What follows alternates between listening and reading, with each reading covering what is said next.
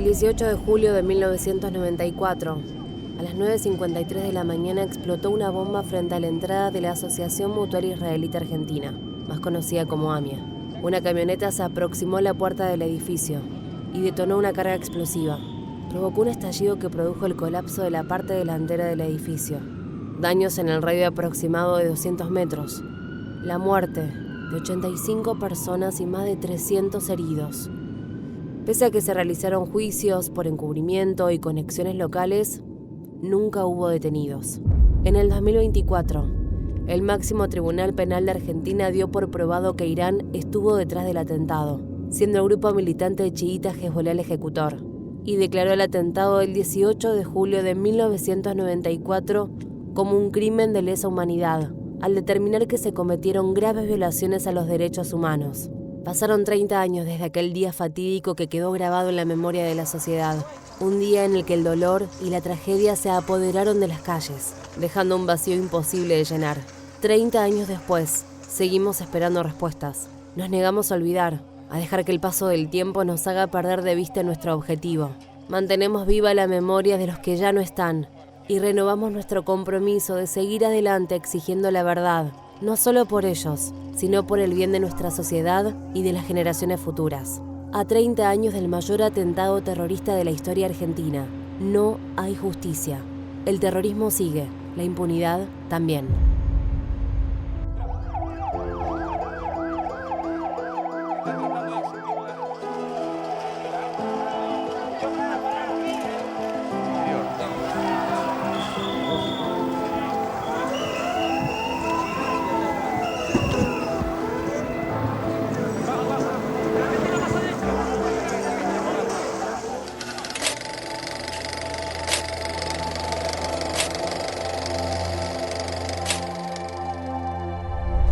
Soy Julio Menajovsky, protagonista del atentado a la AMIA.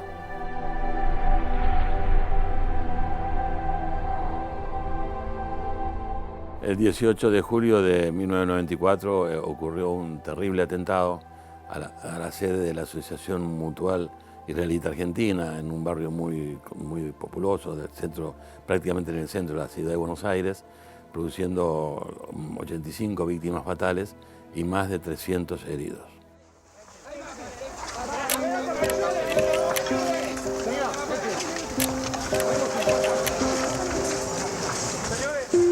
Yo esa mañana estaba realizando tareas como fotógrafo, trabajaba para una institución de la ciudad de Buenos Aires, registrando una cola de desocupados, o mejor dicho, de gente que estaba buscando trabajo. En ese momento la desocupación era un tema importante que estaba atravesando la Argentina. Yo estaba en la avenida Corrientes y Ecuador, que quedaba más o menos a unas 8 o 9 cuadras de donde estaba la sede de la AMIA, cuando unos minutos antes de las 10 de la mañana siento que una tremenda explosión, tembló el piso y la onda expansiva hizo que durara unos segundos más, porque se ve que el ruido avanzaba por entre las calles, rebotando entre las paredes, trayendo también el ruido de vidrios rotos, lo cual indicaba no solo la magnitud de la explosión, sino también su cercanía.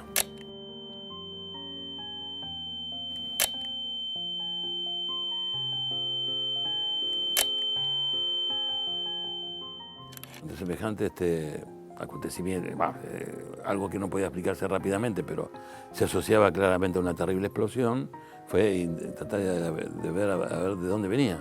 Sentí que tenía que ir para ahí. Sentí que tenía que ir a pesar de que no tenía deseos de saber lo que me iba a encontrar.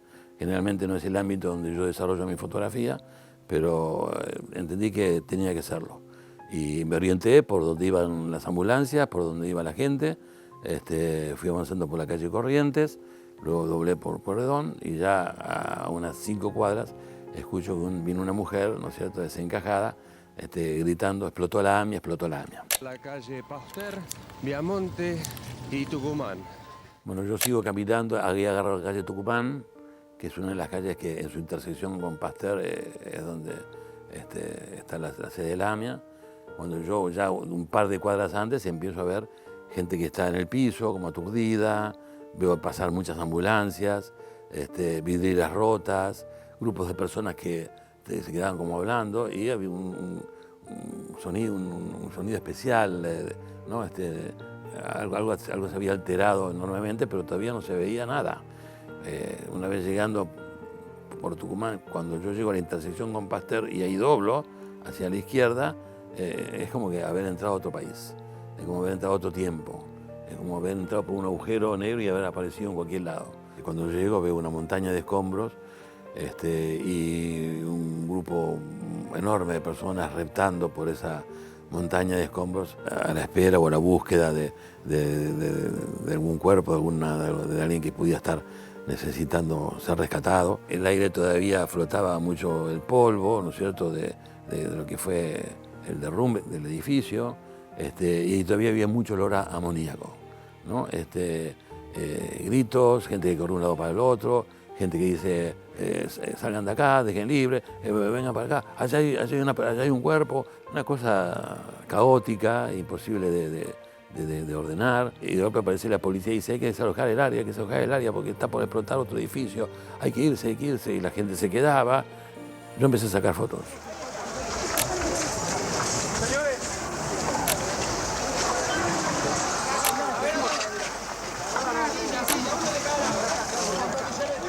Sin saber qué estaba haciendo, sin saber a quién le estaba fotografiando, sin saber si tenía que fotografiar eso o no, si tenía que ir a hacer un mínimo reconocimiento, lo que haría cualquier fotógrafo, dónde me pongo, desde qué lugar empiezo a contar, elegir un personaje, algo que uno hace normalmente ante una situación que está ocurriendo frente a la cámara, frente a uno, y sabe que en unos minutos eso va a dejar de pasar, y lo que se hizo queda y lo que no se hizo se perdió.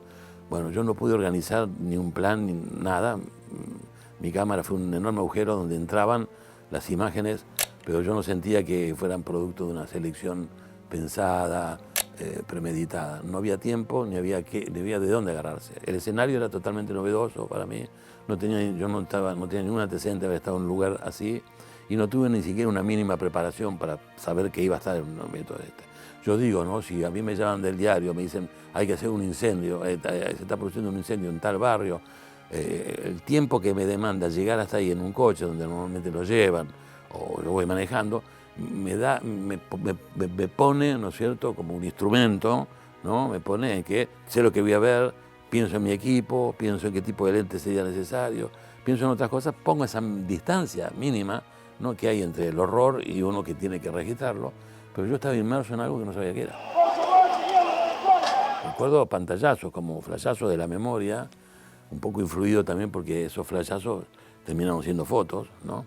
Pero una de las primeras imágenes que yo fotografié es la de un chiquito, tendría entre 10 y 12 años, descalzo, que lo estaban sacando de dos personas que lo estaban como llevando.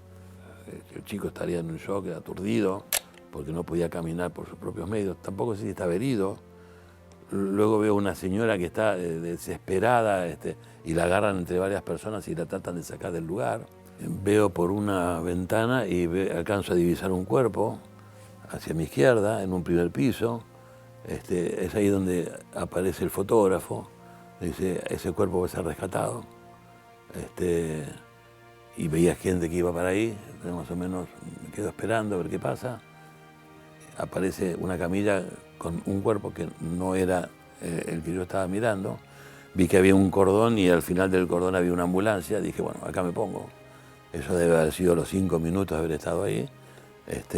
Y cuando veo que viene efectivamente una camilla que la está llevando del lado derecho un adolescente también y una chica, y del lado izquierdo un bombero, ¿no? Y en el cuerpo, y se veía del cuerpo del que iba en la camilla, se veía una cabeza más o menos inclinada, no estaba tapada la cabeza, uno podía determinar si estaba vivo o muerto. Saqué esa foto, hice una secuencia, y a partir de ahí empecé a moverme un poco, hasta que, bueno, uno reconoce en dónde está y empieza a elaborar sus hipótesis y algún plan de trabajo.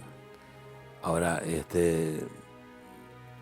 Yo creo que la situación me choqueó a tal punto que anuló mis posibilidades de organizarme como fotógrafo. Y aparte, a la media hora ya el escenario había cambiado totalmente, porque efectivamente la gente ahí estaba sobrando, no tenía que haber gente. Tenía que haber desalojado todo, ya el lugar estaba más despejado y ya había demasiados fotógrafos.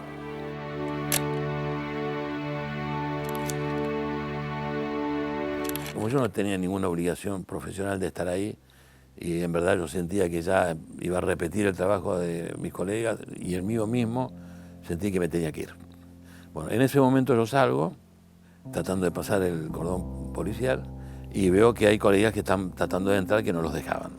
Uno de esos colegas en ese momento era el jefe de fotografía de un importante diario argentino, que por ser el jefe de fotografía y editor, quería saber quién tenía las primeras fotografías, quiénes se estaban cubriendo, qué era lo que había pasado, y me interpela. Aparte era un amigo. Y él ahí se entera que yo estaba y estoy por mi cuenta, y que esas fotos no tenían un destino inmediato. Y me ofrece verlas para ver si su diario podía estar interesado. Y yo la verdad que en ese momento me sentí como liberado, porque a mí ese material me quemaba en las manos, pues sabía que era un material que periodísticamente era valioso, más allá de la calidad de las fotos.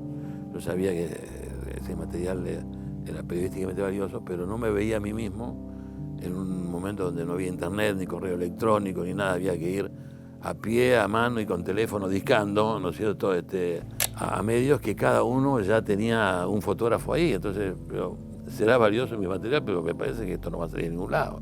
Y él me ofrecía verlo, y le digo, sí, por supuesto. La confianza en estos casos juega un rol importante. Yo sabía que se lo estaba dando a una persona muy probada, ¿no es cierto?, y de ética muy probada, por lo tanto no dudé que era la acción correcta que había que dar.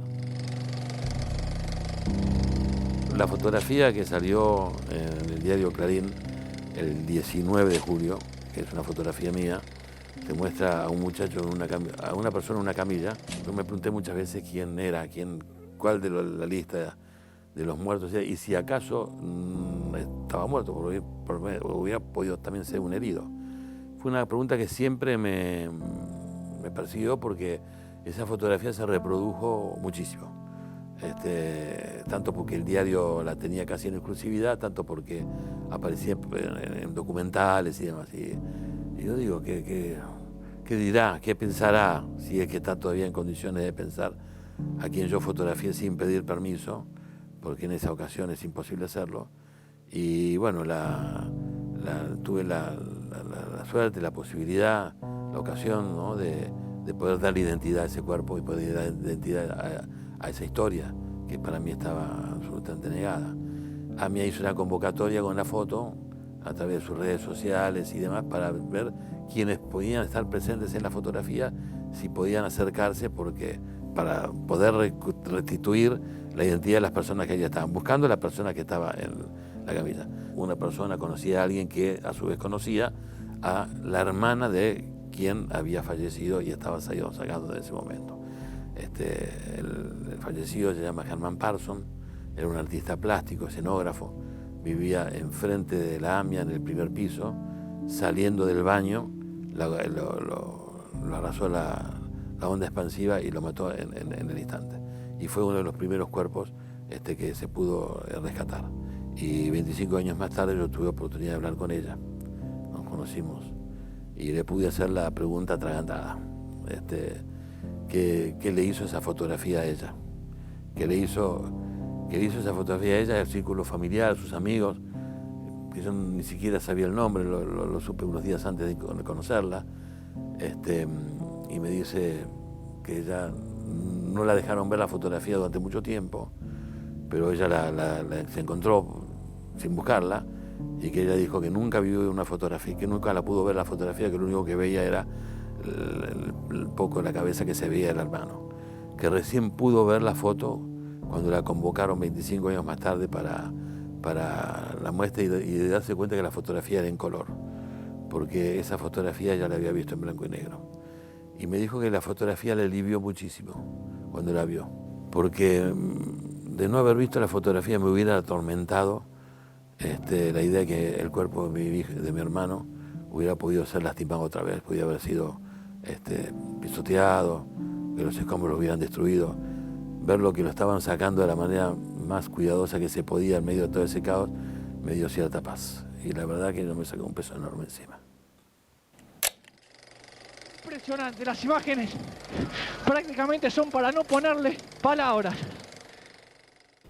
La foto que yo saqué, todo el conjunto de fotos que yo saqué, tenía cierto conflicto con la producción que yo había hecho, porque es algo que le pasa generalmente a cualquier profesional donde está en un lugar donde pasa de todo y las posibilidades de uno son siempre muy limitadas.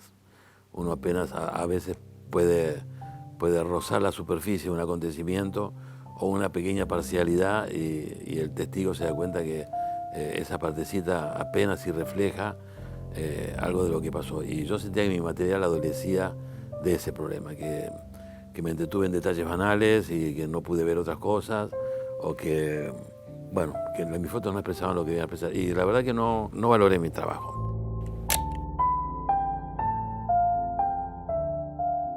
Tardó un tiempo hasta que me convocaron de distintos lugares, en especial de AMIA, para hacer muestras conmemorativas, evocativas y demás, y yo ante esa situación ofrecía mi fotografía, todo mi material, para quien lo necesitara usar, que lo usara. Bueno, fue así donde mis fotos empezaron a circular por distintos lugares, y eso me hizo volver sobre mi material muchas veces y empezar a verlo de una manera diferente.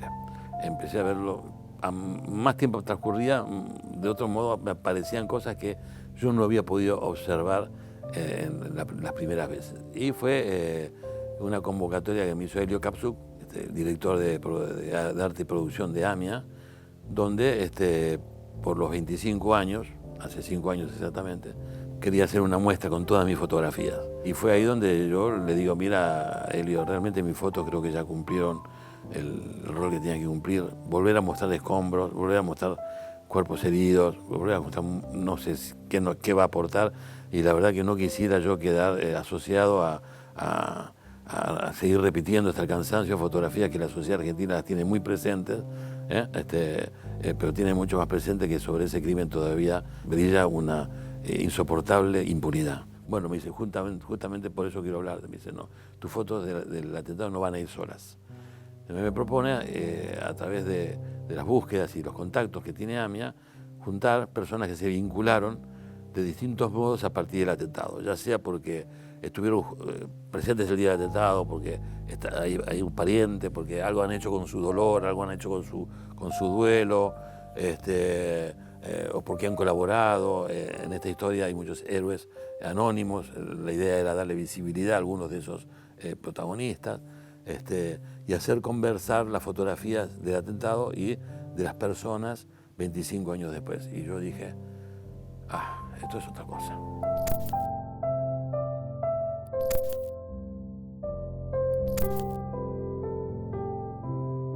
Yo sentí en ese momento la posibilidad de terminar el trabajo de esa mañana que no pude hacer. Ya no estar en la superficie, ¿no es cierto?, de un acontecimiento cuyas fotos se pueden confundir con el Líbano, con Kosovo, con Ucrania, con cualquier lugar del mundo donde hay muertos, heridos, desesperación, caos, escombros, ¿no?, a darle una singularidad a lo que significa, ¿no es cierto?, este crimen, este atentado criminal que dejó 85 ausencias en 85 hogares, más de 300 heridos, una impunidad que mancha a la historia de nuestro país, y poder hablar del paso del tiempo.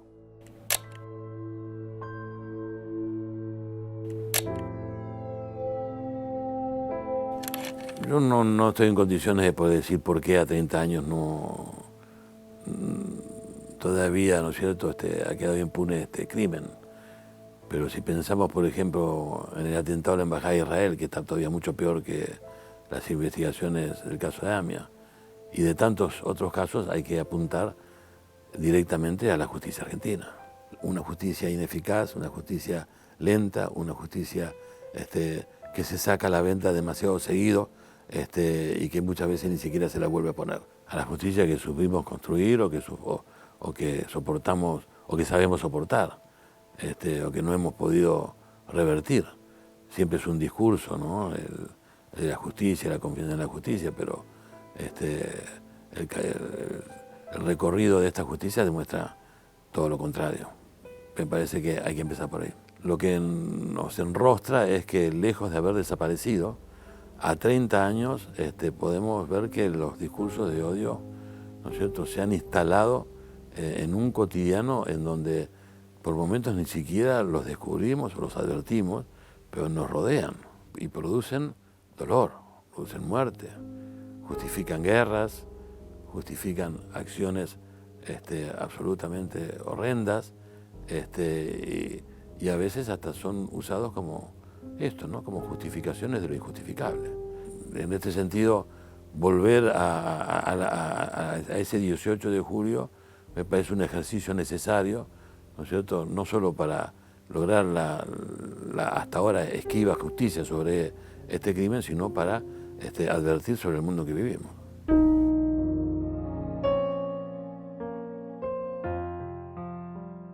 Para mí cada 18 de julio me vuelve las imágenes de esa mañana, me vuelve a esas imágenes que aparecen como flashazos de la memoria. Algunos de esos flashazos fueron fotografías, otros me quedaron para mí sensaciones, olores, ruidos, pero también me vuelve el pedido de justicia de los familiares, de los allegados y de lo que es el pedido de toda la sociedad argentina. No puedo desligarlo del hecho de que todavía no se ha podido sentar en el banquillo los acusados a quien produjo, a quien facilitó, a quien encubrió, ¿no es cierto?, semejante crimen.